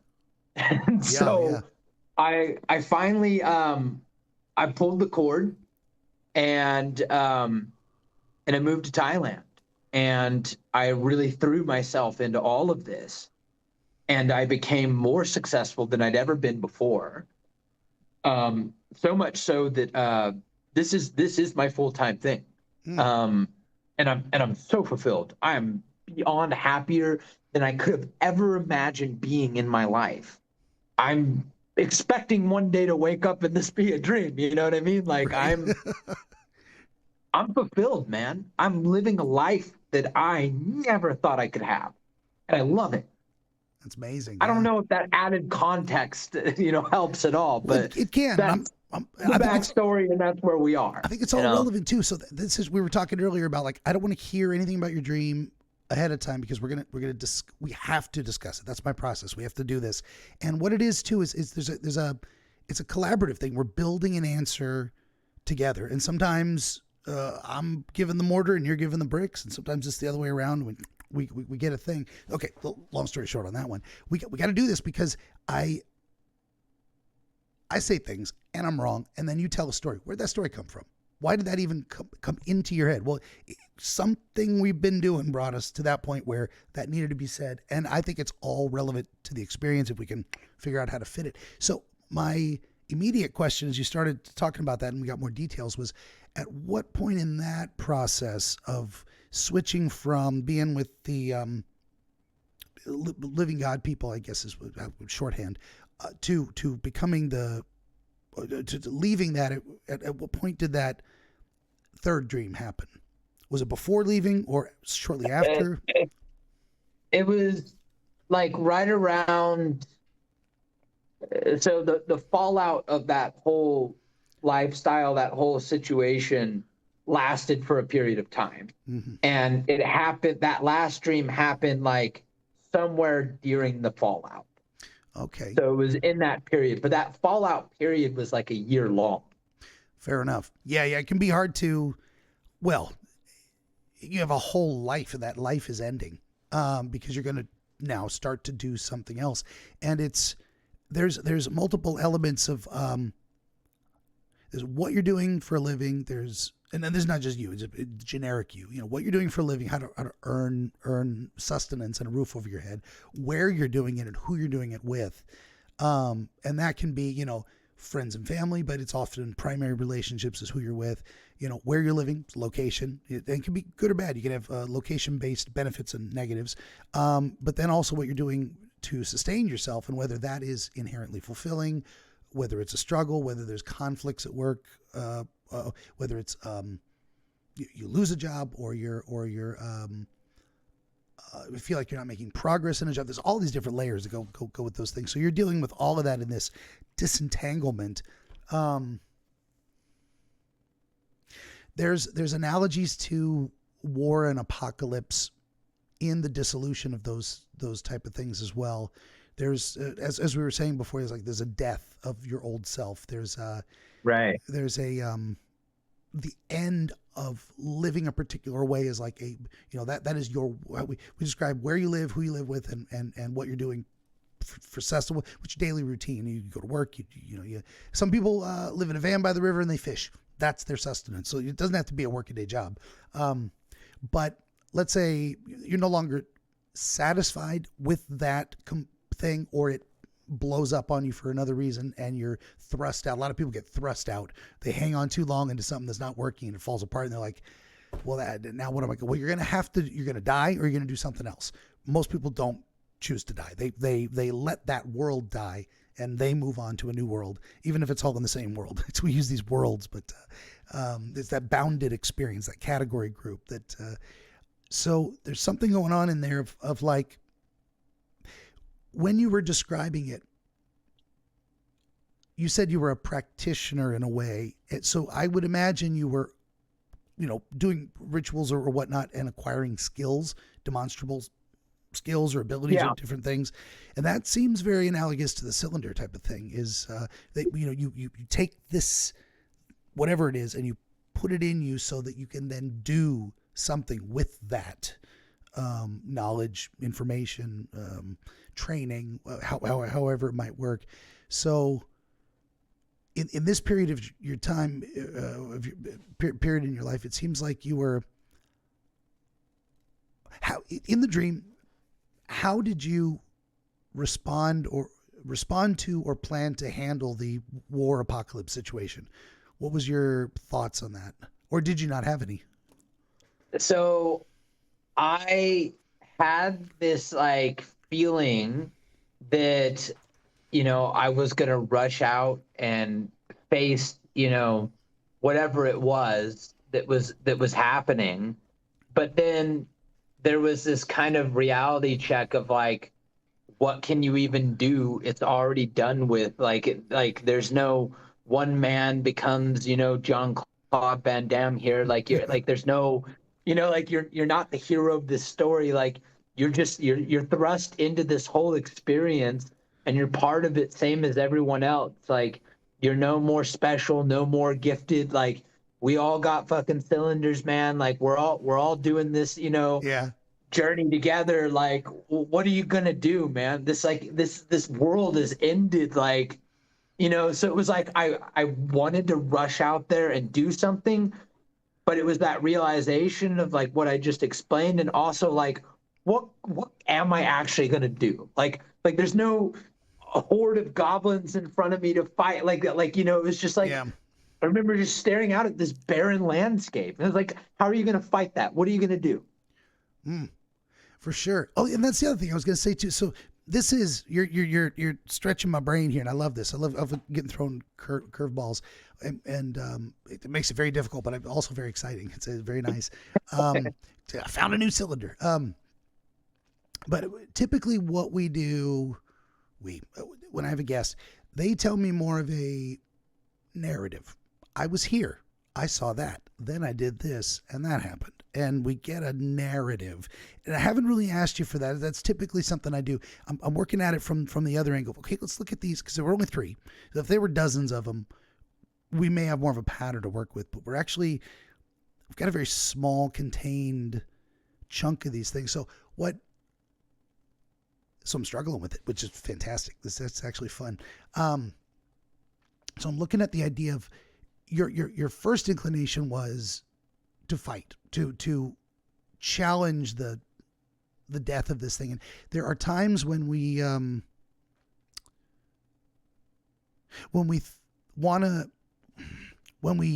want to give up on something or don't want the hassle of it ending, it might be worth investing time and energy to keep it going. We might fight for the outcome we want or to sustain something we've become dependent on. So we don't want to give it up because that's a pain in the ass, or we love it and we want to keep it, like fighting to keep a relationship together through rocky times or whatnot. So we might damn the torpedoes and head in and try and salvage it because letting it end is not acceptable to us for one reason or another. But your realization was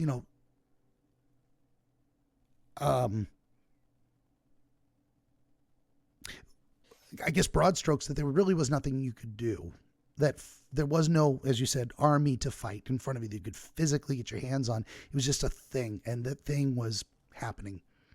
It's the barren, destroyed landscape. Like, how do you fight that? Okay, thank you for bringing me back to that. That was actually where I was trying to go to. So usually I get those kind of details when we go through the dream, and I would have had you to describe a little more about was the landscape equally barren in the first dream as the third, or it became progressively more, like by the time you reached the third dream, it was like wasteland? I think that it wasn't in the first one. It could have been in the second one, but in the second one, I was more like in some cyberpunk style, like structure of like a city, right? And like run around exploring and stuff.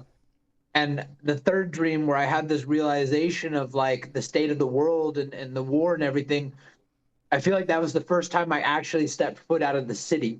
The first time I actually saw like what is the real condition of where we are. And you didn't. So we've gone over this before, but you didn't feel like the war was caused by the cylinders necessarily. No. But what was I going to say? I had a nuance on that. Coming out of the city. No, I can't get it back.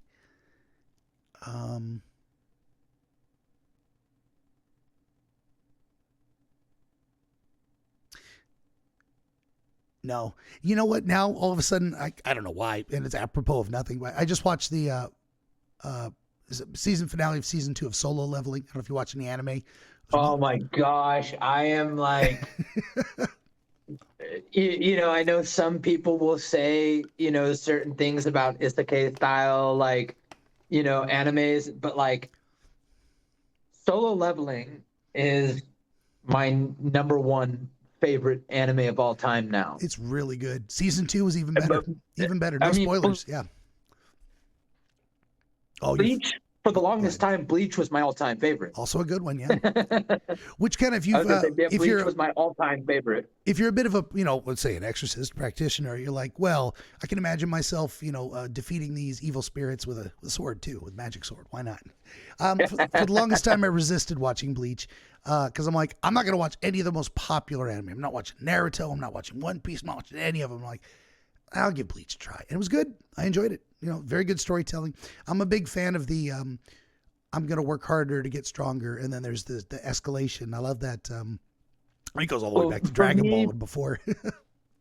Personally, it's like, as a whole, Bleach is great if you go from the beginning and you see the character development, all that. But I think the icing on the cake is the 1,000-year blood war saga. So like, that's when you get the full appreciation of like everything all the characters have been through and how they developed. And it's not just like some overpower play, of fighting stuff like that. Like you're like coming into it like a veteran. You're like, yeah, that's my Ichigo, like. Oh yeah. Well, I was, so I literally, this is completely, that's why I'm trying to find my lost thought, and all I can see is the battles that are taking place from this anime I watched last night. Dude, solo leveling is next So level. good. Oh, Well, so good. you know, and there's a lot of, so we're just going to talk about that for a minute, because why not?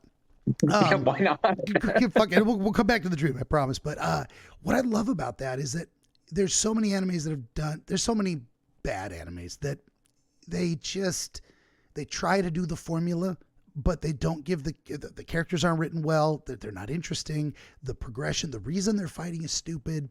So they, you know, in vaguely, no spoilers, I think, just in case anyone hasn't seen it yet, but I was very worried that that the story was gonna fall apart once certain objectives had been accomplished, and that if it didn't fall apart, it might fall apart anyway, because the character might change to a point where I'm no longer invested in their motivation. But for this one, you know, they addressed that. I mean, you've seen season 2. They addressed his motivation and what he does after a certain level, and then why he changed his mind. And, you know, it's anyway, that was great writing. Just all of character it. Yeah. had I mean, if you watch from episode 1 to the conclusion of season 2, like, Yeah. it's an entirely different protagonist. Like, Huge he's entirely transformation. different. Yeah, not the same person at all. And without giving spoilers, the way it ended, you get the feeling that you're going to see him go through an entirely different arc now again. I don't know how they can top it, but God, I hope they do. I mean, I don't know how much It gave me manga hope. is It out gave there. me hope. Yeah, no, for sure. I mean, you can always hope that the quality of the writing stays the same, and you never know. It's always crapshoot. It's, some people have shown a track record, but with this one, it's like I wasn't sure how season 2 was going to be. Like, is this the end of it? Is this season going to get canceled? But that's interesting too, because why are these things? So bring it back to the dreams. Why are those stories? Why do they appeal to us? Because they say something about what we actually go through in life. There's, you know, you take out the magic stuff and the superhuman abilities and all that kind of stuff. And what you do is, you know, certainly after 20 years in psychology and in the last 5-8 years ish, specifically focused on dreams, my skill level has gone up in that. I've felt levels being accomplished in a way that I'm like, wow, now I can do this thing, and now I know these things about how to understand, you know, looking at it from different perspectives. So okay, really, it is related to your dream.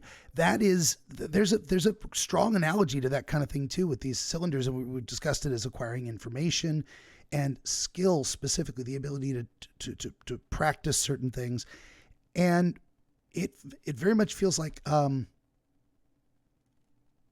okay, if we look at it this way, was the world you were in falling apart?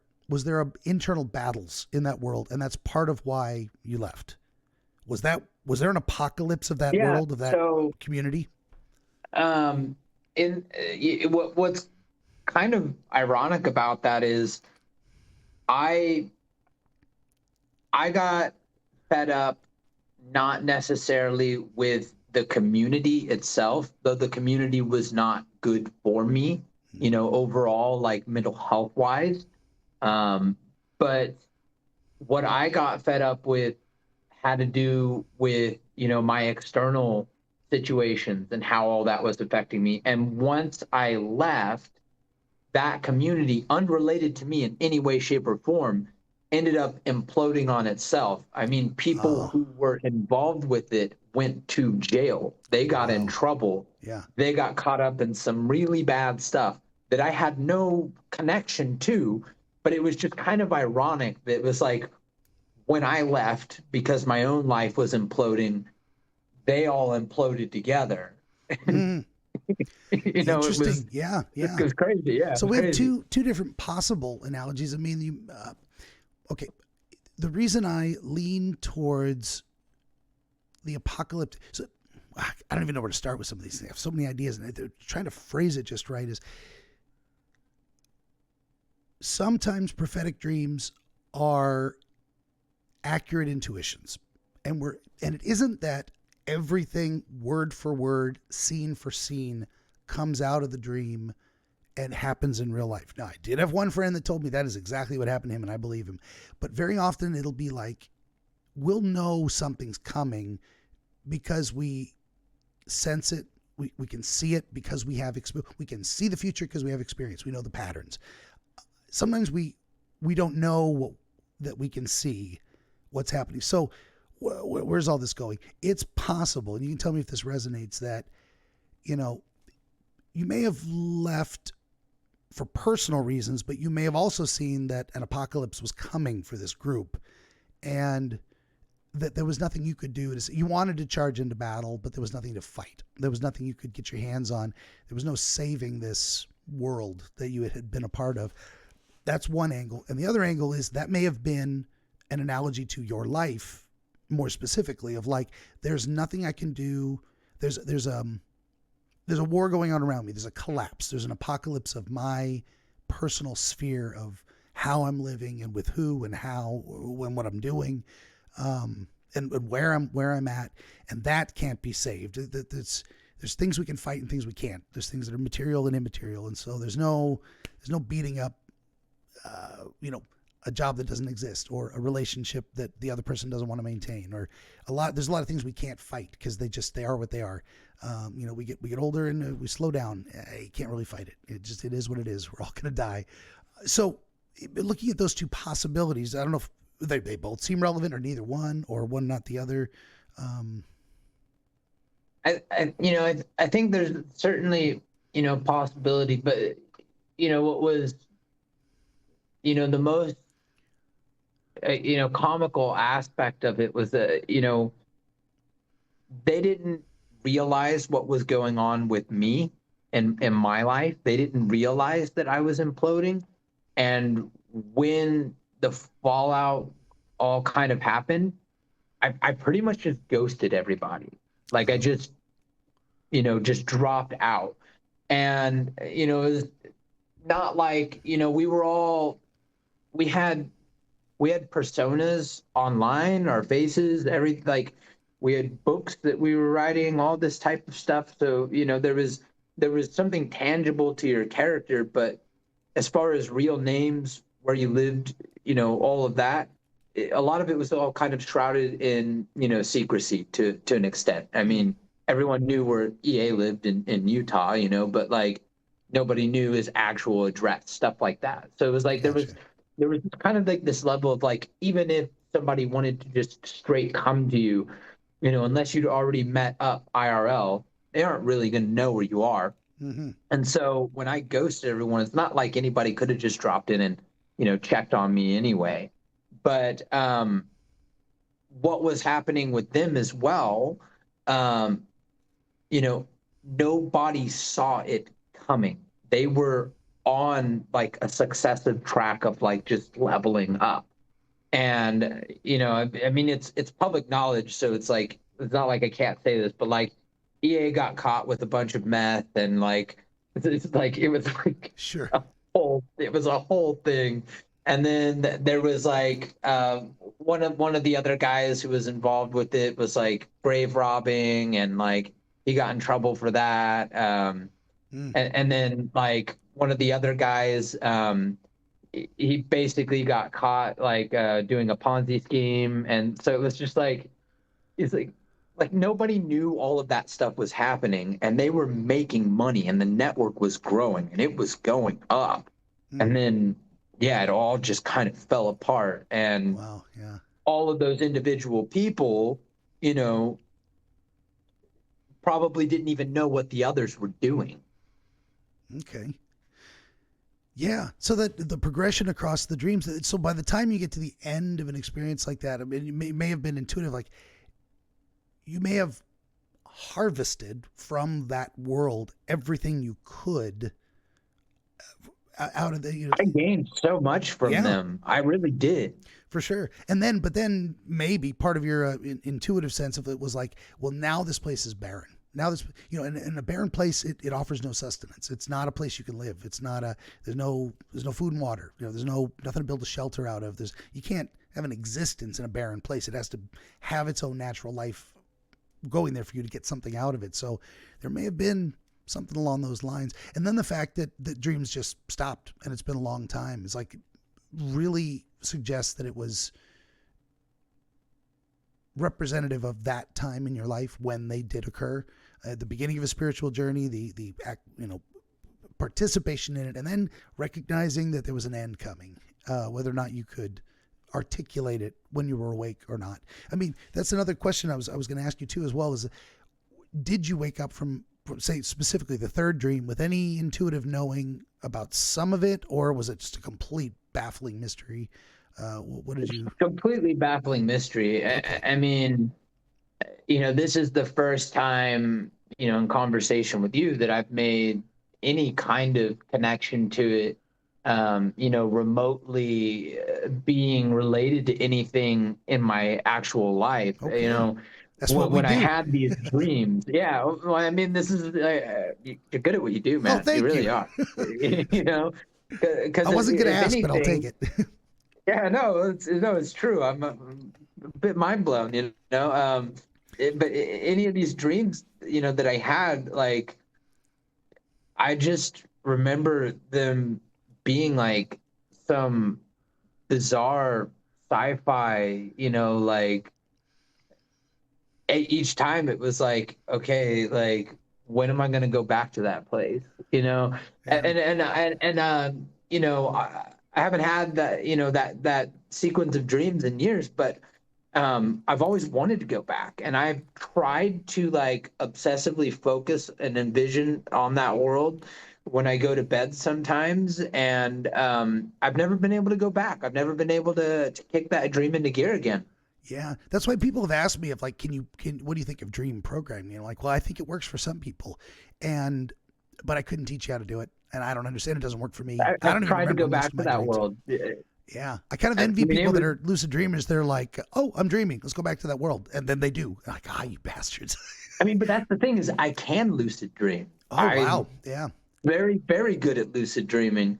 And I always dream in color, except for one time I had a black and white dream, and it was a nightmare. And I've had nightmares in color as well, but that one was freaking weird, man. Yeah, very cool. Oh, there's so much. There's like almost an unending well of self-understanding you can get out of dreams in this. And we didn't even deep dive into the specifics of what happened sequentially, all that kind of stuff, trying to keep it broad strokes, because I had that, well, I didn't know it, but I had that intuitive sense it was a broad strokes, bigger picture thing we were trying to figure out on this one. So I was like, well, let's not go too deep. Let's get the 30,000 foot overview first.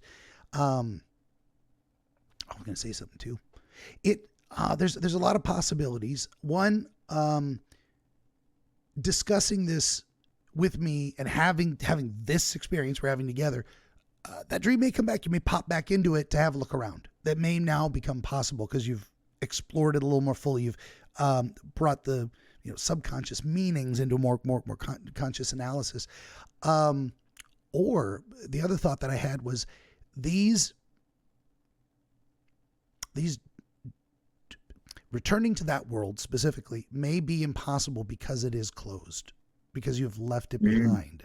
And there may be, I don't know, the subconscious is weird. It's weird to describe it as something that has its own intent, because I don't think it works like it, but it does have some kind of methodology for picking and choosing certain things to throw up and show you.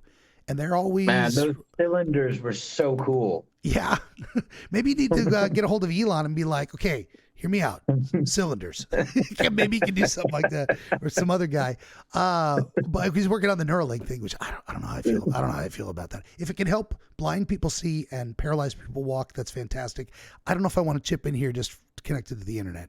I'm not sure about that. I'm going to wait till a few generations. Yeah. Don't be an early adopter. Let them work the bugs out. Yeah, for sure. I don't even download video games on day one. Nope. So, I learned that mistake with Cyberpunk. Oh yeah, that's. I wanted to play it, and it's I almost never buy a game full price. I'm like I'm Mr. Steam sale 10 years later type of guy. It's incredible now. Cyberpunk, after all the updates now, it is outstanding. I mean, I love me some Keanu, and I love that whole genre. I used to play, of course, D&D, and I played GURPS, which was like a Ninja Turtles style role playing game, and I did a few Cyberpunk and Vampire the Masquerade gaming sessions back in the day. We're talking 30 years ago, but it's been a while. Now I just do video games. I had the temptation to jump. You remember game City of Heroes? Does that sound familiar? I'm not familiar with that one. One of the numerous MMOs that are out there. It's basically, you get to design your own hero. Is he a Wolverine fighter? Is he a Hulk tank? Is he a flying blaster? That was my character. There was magic creatures and mutant creatures. It was all this MMO set in like modern times. So you're flying around cities and other landscapes. I'm more of like quests. a Divinity Original Sin 2 kind of guy. Yeah, fair enough. Yeah, no. I just long story short on this one. This was just I had Baldur's Gate, all that. I had this temptation yesterday or this morning. I can't remember which it was. To this guy was talking about, I'm really enjoying City of Heroes. I'm like, I played that 20 years ago. It's still around, and now I want to get back into it. I'm like, no. You will play 12 hours a day. You will stop doing any other work. Don't do it. I can't. I gotta cut myself off MMOs. Well, speaking of cutting things off, we are hitting about the 2-hour mark, and I don't know if we got enough for you to think about. If you feel like we've reached some kind of a conclusion in giving a description of what's happening. If you have additional questions, I'm always open to, I feel like that's about as good of an explanation as we could get on something like that early. I mean, sure, we could probably pick apart some intricacies, but even with the broad strokes, I'm quite surprised. I didn't, think that, I'd ever have some sort of, understanding of that dream. It's just this cool sci-fi world that I found myself in, but, I could definitely see the correlations, especially when it's a period of my life I don't really think back on much, not because I fear it or I'm running for it or anything, but it's just not been relevant to me. Yeah. I've definitely moved on. Died and been reborn, so to speak, Yeah, definitely. That's kind of like me thinking back on my less than entirely pleasant high school experience. Like that was 35 years ago. I'm not that person anymore. That world is long dead. So it has no emotional impact anymore, even if I think back on it and remember it. I'm over it. That's been there, done that. It's gone long in the past. Yeah, my early 20s were probably honestly some of the worst years of my life, and now because I'm living a life I never would have imagined I could have. It's not even that I dreamed of having this life. I didn't know I could have a life like this. Like, why would I dwell on all that? It's just for sure so irrelevant. Unless there's something of value to be gained from reflecting on the experience, which maybe there was in this dream sense of just at the least getting a new starting point for thinking about it. Like that's because this doesn't end when we turn off the camera. It's like you are still you. You had this experience. You now have new thoughts branching off that you can follow or not. That'll give you better. Go ahead. I know I'm gonna process, but the one thing I can definitely say, affirmatively as a takeaway right now, is like, well, I think I got more out of that part of my life than I maybe realize. I think where I've been mostly recently, I've seen more value in, these past few years. And I think I might have discredited the value of some of the things I got from even the darker chapters of my life. Definitely. Yeah, no, I think it's very true. I can't tell you how many times I thought I was moving one direction. Some catastrophe happens, either my fault or not, and everything changes in a very unpleasant way. The process of change is unpleasant. And then I get down the road a ways and I look back on it going, I'm in a better place than I was when I thought I was doing okay. And I had to go through catastrophe to get there. It blows me away how many times that exact process has played out in my life of like, sometimes things need to fall apart because something better is coming. And the only way to get there is to go through that bad stuff that then also gives you additional skills and and experiences that help when you get where you're going. If that doesn't make you think there's a God's got a plan, I don't know. It's just, it's hard to say, and I'm not a hard liner on that, and I'm not, Bible thumping anybody, but whatever, however you conceive of God, and then you go through those experiences of like, okay, now I get, thank you. I wouldn't have done that voluntarily, but now I get it. I feel like, as somebody, it's funny because, I consider myself to be an atheist more than anything else. And even given what I do, so many people get confused by that. And I'm like, I can't make it make sense to you. Mm-hmm. But things that are logical for me, I have my reasons, and I've done my research, and I've had my experiences that have shown these are logical things to me. Mm-hmm. Can't give that to someone else, right? Yeah. Plus, cognitive dissonance is a bitch, It is. So, I say that is like, the best that I've been able to subscribe to, and I can't get away from, is that there does appear to be some sort of sentient structure to everything. Whether we put a label on it or we identify it to, some sort of point, that's not for me to say, but there is some sort of sentience in the structure of all. That much I'm sure of. For sure. Yeah, I confusingly referred to myself in the past as an agnostic, atheist, deist, and all of these things at once. Like I think there's a source for everything that's here, and in my estimation, that source says, let there be a big bang and evolution. Go ahead. But it came from somewhere, this unmoved mover philosophically. But I'm atheist in that I don't subscribe to a specific religious subset under that. Like I couldn't describe the face of God, so to speak. But also agnostic in that I'm open either way. Tell me more. Maybe I'll, so I don't have a firm faith in any philosophy, but I think there's got to be some kind of a God out there. Big G, little G, however you want to describe it. So I put all that together, and that leaves me wide. I get it, man. It leaves me wide open to being fascinated by all these different religious traditions. I think they all have something different to learn. Even, what we call mythology, which was current modern religion 2,000 years ago, et cetera, et cetera. Babylonians, Greeks, they went to the temple and they sacrificed the ox, and they believed something good was going to come of it. And a lot of times it did. And sometimes it was just social cohesion. This is what we all believe. This is how we all behave. That can be very powerful too. So a religion that just holds you together, even if it's complete BS, often functions very effectively to do what it's intended to do. So I don't worry so much about whether things are real or true in that sense. Like, does it work? Yeah. I like the exposure of culture and other people's experiences and beliefs. And for sure. I don't think that anyone has to believe in someone else's, subscribed beliefs to take part in the experience, to feel some sort of semblance of what those people are believing for, Absolutely. Like I'm not a Muslim, but like I have had a very fulfilling experience in studying Islam and befriending, Muslims in Malaysia.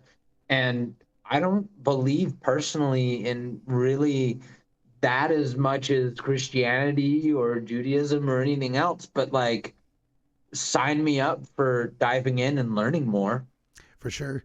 And that's a great that just made me think of it. In my next book coming out, whenever I get around to it, it's another anthology set where and one of the pieces of it is specifically an analysis of Islamic dream interpretation. That'll be the opener for the next book. It was a fascinating read.